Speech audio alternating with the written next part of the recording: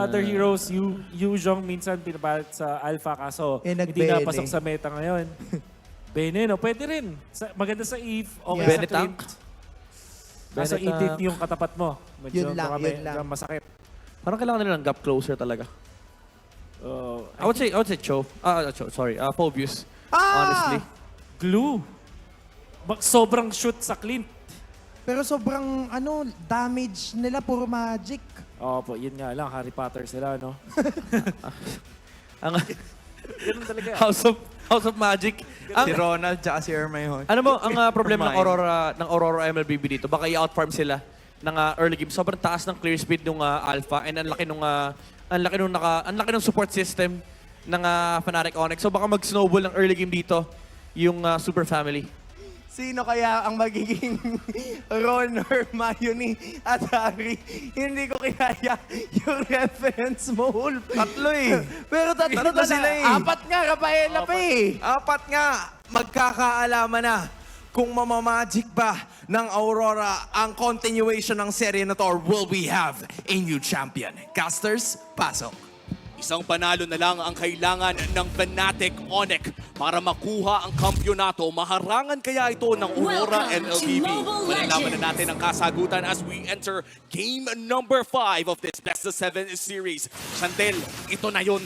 Oh, parang this is the final time sa Aurora para i-stretch pa yung laban for Fnatic Onyx Philippines naman. Napakatagal na lang inantay na mapunta sa gantong sitwasyon. Individually and as a team, kahit yung mga coaching staff nila, may kanya-kanya silang mga kwento bago nakarating dito. Parang ang dami na talagang pinagdaanan, no? If you're Fnatic Onyx, yung mga iba nga dyan lumipad pa at naglaro sa MPL Indonesia at iba pa. And for this time around, isang panalo na lang ang kailangan nila. But if you are Aurora, kailangan nilang manalo ng tuloy-tuloy dito dahil nga match point na ang Fnatic. Oo, kailangan nilang bilisan or kaya mas sabihin na natin mas maging aggressive or sila yung mga aura against Fnatic Onyx Philippines na ganoon din naman ang kanilang ginagawa. But definitely King Kong is now at level 4 para rin sa ating game. So si Demon kahit after niya ay mag-level 4 na rin. At ayan na nga, mukhang hindi pa sila maghahanap ng mga laban dito. Mainly because ito na yun eh. Pagka nasa crucial ka ng game katulad nito, ayaw mo na masyado mag-risk. Kadalasan ng mga teams natin kapag umaabot na sa mga do or die na game ay nagiging, sabihin na natin mas konserbatibo na hindi agad nagpupull ng trigger. Pero minsan yun yung nagiging problema pagka ayaw mo mag-take ng risk. Parang yung supposedly pwede yung strength, early game ay hindi nakakapitalize. So parang kung sino may right mindset ngayon, sila yung pwedeng lumamang dito sa ating game. But so far, parang ito na yung naging pattern no, sa game natin. Early game, parang tantsahan lang muna. Parang titignan kung kaya bang gumawa ng play sa gitna or sa other lanes. Parang late game nga talaga ang gusto dito ng Aurora. They do have the Sicilian na napakaganda ang wave clear kapag umabot na ang late game. Pero ang tanong dito ay aabot ba ng late game? Yes, they have the Suyu, Demon Kai here para magkaroon ng konting early game presence. But still, ito yung alam mong gusto nilang patagalin yung laro. There is no Sicilian composition na ayaw patagalin ang laro ng MLBB. Oo nga eh. So parang medyo maano ka dito kung mag-aggressive ba tayo kasi meron tayong late game or sasabayan ba natin dito? Ayan, yung sinabayan. Fnatic Onyx Philippines pero nagkasabayan na nga.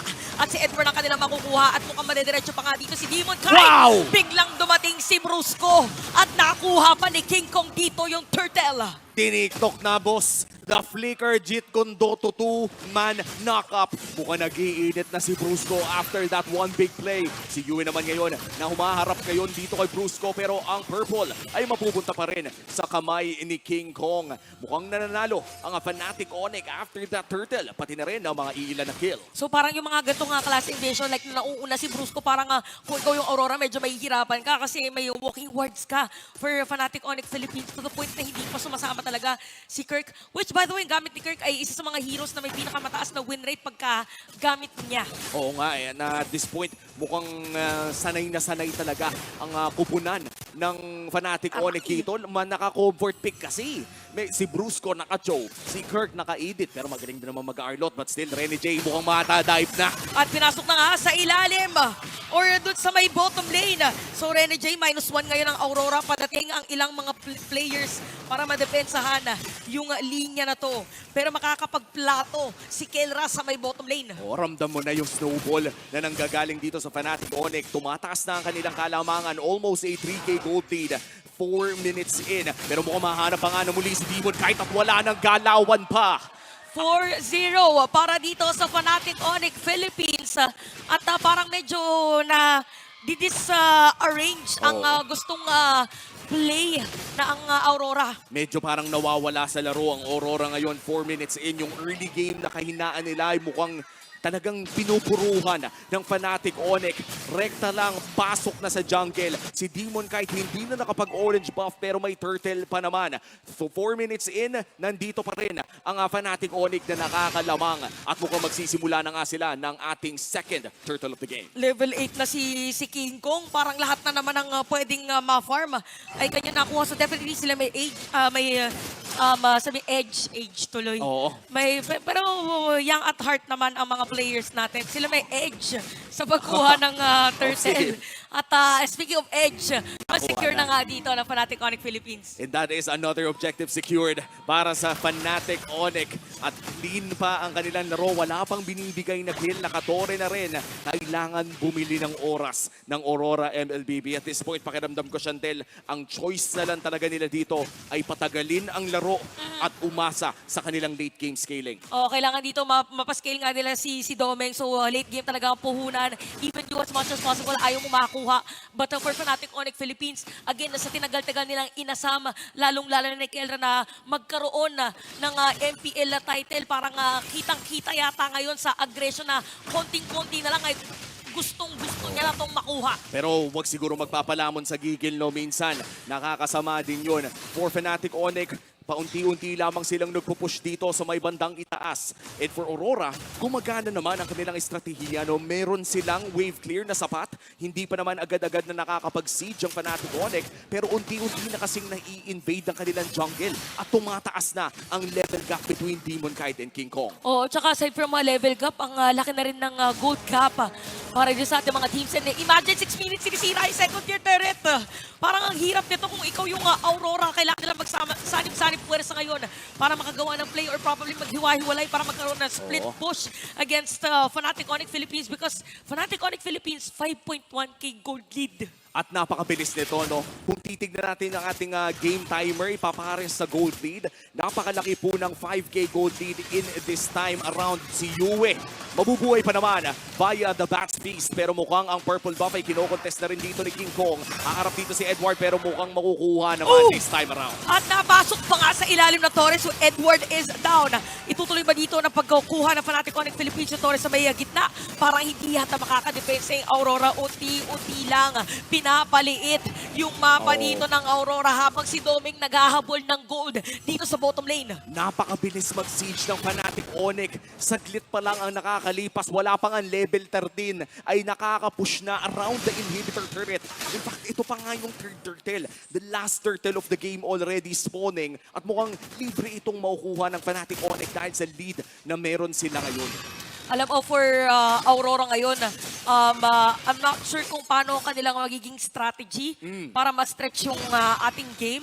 But with the lineup that they have, doable naman. But for Fnatic Onyx Philippines, di ba, nung nasa panel tayo nung isang araw, sinabi natin, parang hirap i-analyze pag yung isang team na naglalaro ay Fnatic Onyx kasi hindi mo masabi na nalugi sa draft yung isang team. Talagang naglaro lang yung Fnatic Onyx Philippines kung paano nila alam yung ML. Isa din kasi ito sa mga masasabi kong dalan-dalan ng show eh.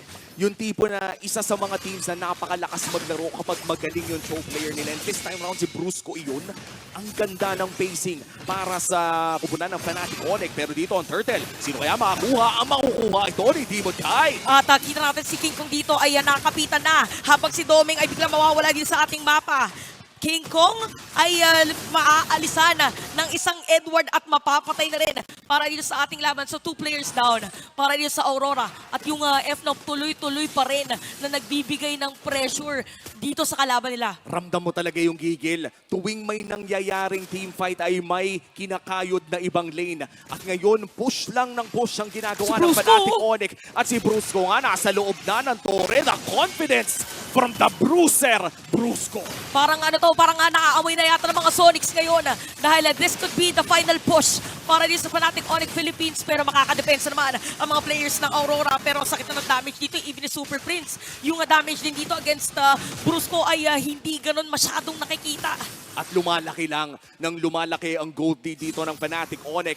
Aurora MLBB, wave clear lang ng wave clear. Yan ang kailangan nilang gawin dahil nga nakasisilyon sila. Mahirap pumalag ng early game. Pero si Renny J makakapag-heal, makakalikod naman at makakabalik dito sa base pero magkakaubusan na ata. At madedepensahan pa rin yata yung Torre sa gitna, pero pinipilit pa rin dito ng Fnatic Onyx Philippines yung pressure na sinasabi natin. So tuloy-tuloy lang yung pagpo-push. Kabisado na raw nila yung minion wave, pero kapit pa rin dito sa mga Torre ang Aurora. Good news para sa Aurora, wala pang bumabagsak na inhibitor turret. Bad news naman para sa kanila ay napakaaga, wala pang First Lord. Hindi pa nga nakakapag-lord dito ang Fnatic Onyx, pero grabe na yung pagbasag ng mga Torres sa kanila. A 7K gold lead, 10 minutes in. This is the prime time Fnatic Onyx na alam natin. Oo, tsaka ito yung mga napanood natin nung during regular season, yung pure dominance from Fnatic Onyx Philippines, kung paano sila mag-execute, if I'm not mistaken, nung nakalaban nila nung isang araw yung F-Cup ay sinabi pa ni Flap TZ na parang alam nila kung paano mag-ML. Pero mga pro player na to, pero may mas aalam pa pala sa pag-ML. Oh no, Kirk! With a flicker play, hindi tumama pero buhay pa rin ang Aurora. Edward nandun sa may likod, humaharap dito kay Brusco. Real Prince? gamit na rin! Edward is gonna be down at patay dito si Super Prince. So alis na ngayon ng mga players ng Aurora at hindi na papasok pa ang mga players ng FNOP habang nangyayari yun. Ito na naman yung sinasabi natin na mayroong taga-front at kumukuha lang pala ng Lord si King Kong. 7K gold lead ang meron ng Fnatic Onyx dito. Kaya yung mga 1-for-1 trade na yon, okay ka na. When a team is ahead by more than 5K, masaya ka nang makakaisa ka kahit trade yon. Dahil the fact na lamang sila at nakakuha ka pa ng isa, good news para sa team mo yon. And for Aurora MLBB, hindi good news na may Lord dito sa mid lane. Dahil pwede na nilang mabasag, ng Fnatic Onyx ang inhibitor turret nila. Ang tanong ngayon para sa Aurora MLBB, magiging sapat ba ang wave clear nila, ang late Lord game sa gitna. potential nila sa para dun sa Lord sa gitna? At again, ang storya natin dito, tinatawag natin si Kelra na ang Crowned King.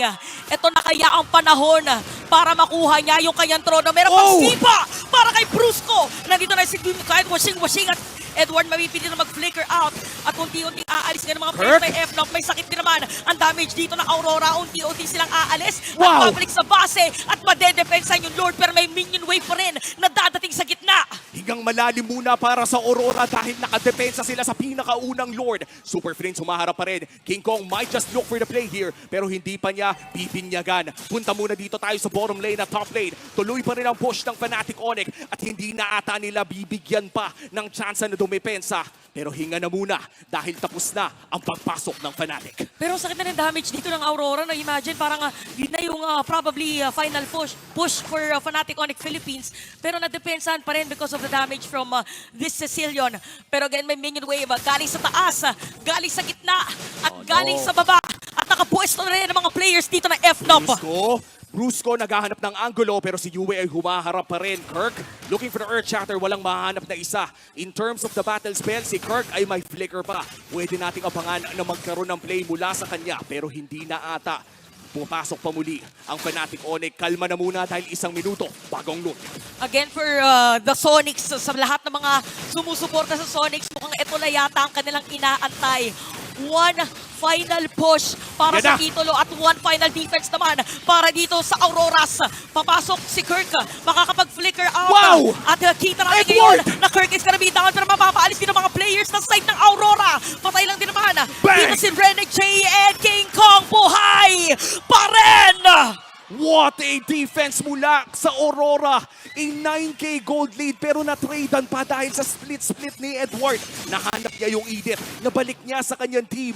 At dahil dyan, nakadepensa sila. Dalawang inhibitor turret lamang ang nawala para sa Aurora MLBB. That was such an extended push coming in from Fnatic Onyx. For reference, Chantel, kakatapos lang nila mag-Lord. Nag-Lord push sila. Nung natapos yung Lord push, may Lord na ulit.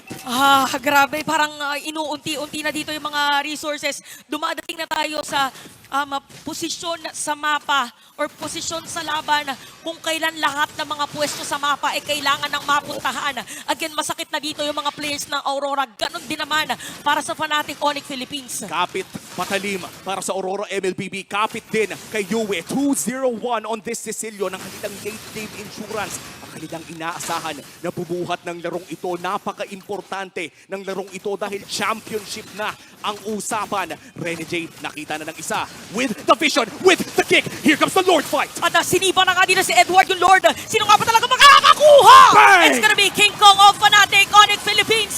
Medyo bitin na yung real Domeng! manipulation na patay na si Kirk. Domeng! Patay na si King Kong at lumalaban pa rin dito mga Auroras. And for Domeng, that is gonna be a double kill at tatlong patay sa Fnatic Onyx Philippines. Sasalubungin yung Lord dito sa gitna. The lights within. Nag-lock in na ang Aurora MLBB with their late game advantage. At mukhang itutuloy double na ba nga to? nila. 15 seconds para kay Kirk. Siya ang pinakamaaga. Saman Force na pa-flicker na rin yung dalawa. Si Kelra at si Bruce Long dume-depensa. Pero ito na nga ata yun! Ito na nga yatang inaantay na side ng Aurora. Meron pa silang minion wave. Meron silang isang card. At isa lang din na nandito para sa Fnatic Onyx Philippines na dumepesa. At dediretsuhin na nga nila. Wala daw imposible.